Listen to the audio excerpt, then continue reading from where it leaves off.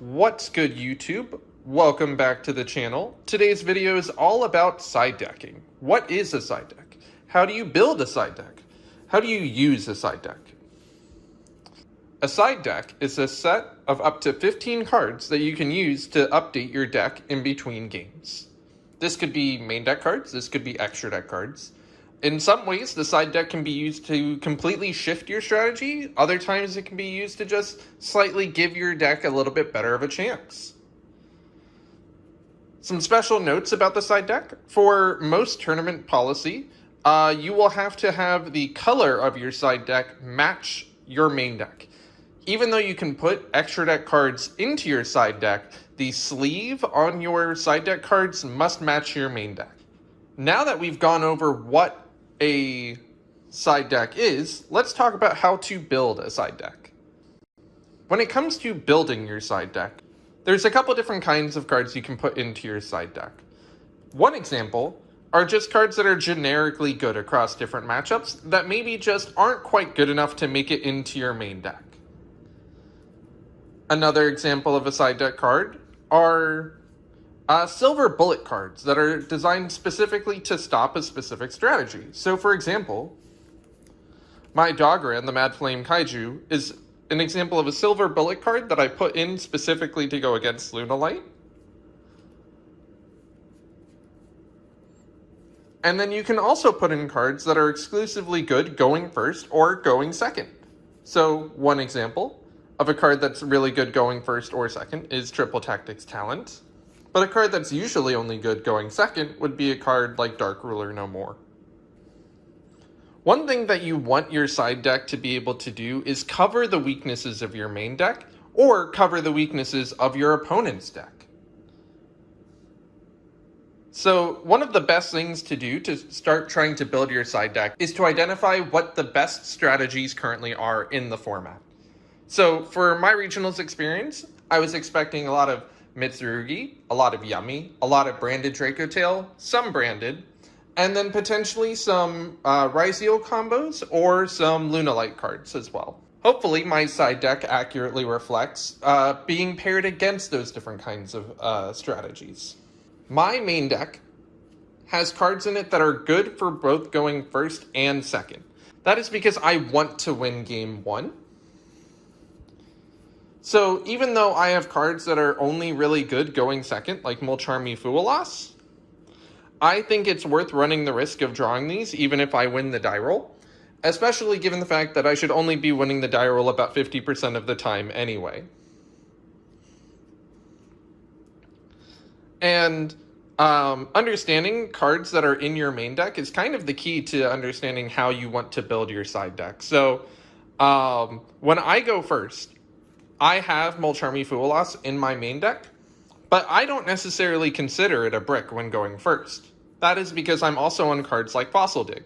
So if I lead Fossil Dig to add Miscellaneous Ores to my hand, my opponent might hit me with the Droll Lockbird.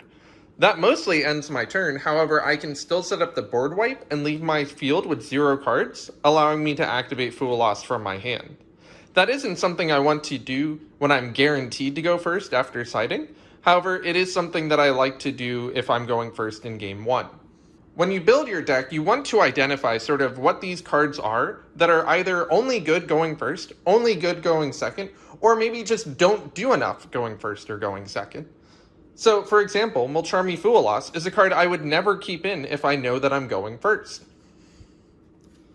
I have other cards in my deck like Fossil Dig, which are primarily just consistency pieces. They don't actually do my combo for me, they just make my combos more consistent. And so if I'm siding for going second, I would like to take those out. And then identifying some other cards that also meet those rules. Cards like Pot of Prosperity. Cards like Called by the Grave. That just helps to make sure that my combo goes through. These cards don't actually directly impact my ability to combo, they just make it more consistent. These are cards that I would consider taking out of my main deck when it comes time to siding. Now getting into really how to side. So what I first like to do is identify what are the current top decks, the cards that I put in to beat those decks, and the cards that I'm willing to swap out. So, for example, what I would consider to be the best decks right now are Branded Dracotail, Mitsurugi, and Yami. Potentially some Crystron Canine in there, potentially some Ryzeal and Lunalight as well, but those are the main decks that I want to be prepared for inside decking that I should already know prior to my tournament starting. So when it comes to deciding, I need to decide if I'm going first, if I'm going second, and what decks I'm going up against. So first, if I'm going first, I'm immediately taking out my 3 copies of Mulcharmy Foolos, as well as 1 copy of Fossil Dig. Once again, Fossil Dig is just a consistency piece, so I feel comfortable taking that out. And this is where I've decided I'm going first, so I want to take out these 4. And then I need to decide what matchup I'm going up against. So one card that just about always comes in will be Triple Tactics Talent. That is because this is going to be good just about against every deck that I'm going up against. If it is a pure branded deck, I may not include this just because they like to play with 5-card engine hands and may not necessarily have any hand traps to use on my turn, outside of a Foolos. And then let's just go through the different kinds of decks that I could reasonably see going against me. So if I'm going up against pure Mitsurugi, then I definitely want to include these 3 copies of Droll. So going first, I would take out these 4 for these 4. I would never feel bad going up against Mitsurugi going first and seeing any of these cards instead of those. If, let's say, I'm going first against a deck like Yummy, I would instead side in 3 copies of Ghost Bell. Or a deck like Dracotail, I would include these 3 copies of Bell. If it's maybe pure branded instead of the Bells, I would go for 3 copies of Ash Blossom instead. And more or less, that's sort of what my going first siding would look like. Granted, if there's another deck that maybe my Bystials aren't as good in, I would take those out for maybe another set of one of those hand traps. However, my goal is to win game 1.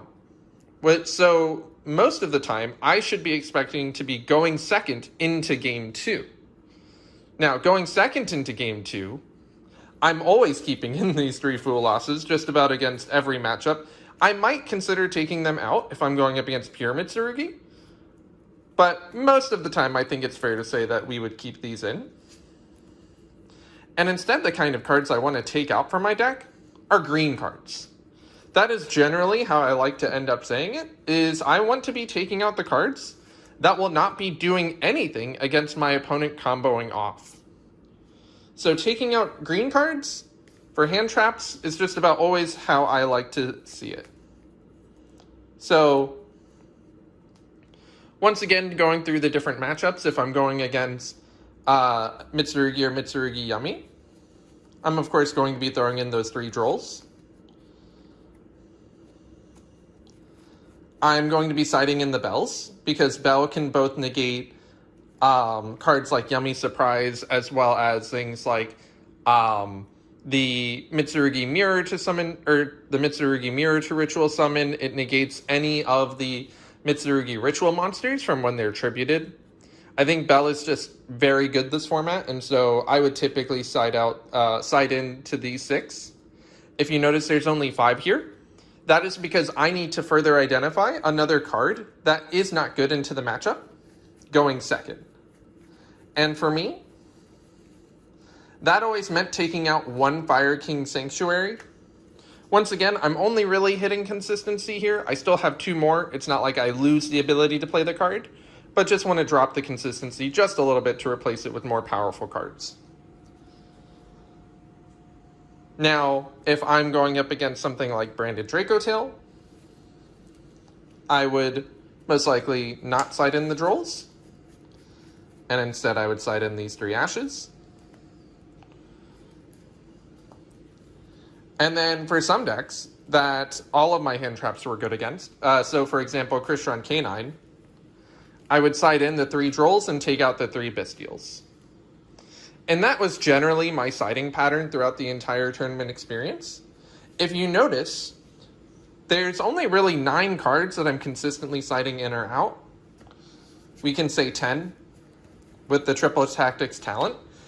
And I think that's a really important thing to identify sort of after a tournament experience, is what cards really weren't doing enough for you? What could you consider swapping in instead? So if there were really engine-heavy decks that were really consistently able to beat me, and I think certain Branded Dracotail builds were definitely that, I would consider swapping these out maybe for Solemn cards, like Solemn Warning, Solemn Judgment. I think would be a great consideration to remove from the side, or to add to the side and remove these cards. I didn't see any Lunalight. Not to say that Lunalight isn't a good strategy that you should not be prepared for, but maybe in the next time I might consider, removing that for something else. And then, if you also notice, I'm not on any back row removal. So if I got paired up against a deck like Odeon, I might have struggled. However, it's important to note that the way in which my deck plays, and this is where having a really solid understanding of your deck is important.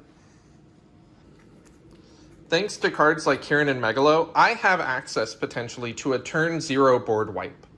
And I think that combination of cards is absolutely disgusting for this meta and why I chose to bring this deck. So I didn't feel the need to play back row removal. And some of the examples of good back row removal that are mass back row removal would be cards like Lightning Storm. However, I'm playing Bystials. I'm playing cards that summon on turn 0, so Lightning Storm might be turned off. I may not want to play it. And therefore, cards like Evenly Matched would be another card that I maybe don't want to put here because my deck would directly conflict with that. I do want to speak a little bit more about how I end up deciding the cards that I want to remove from my deck when it comes to siding. So Miscellaneousaurus and Kirin I think are a perfectly good example of engine cards that I would consider cutting for side decking if there were cards that were maybe a little bit better into the matchup.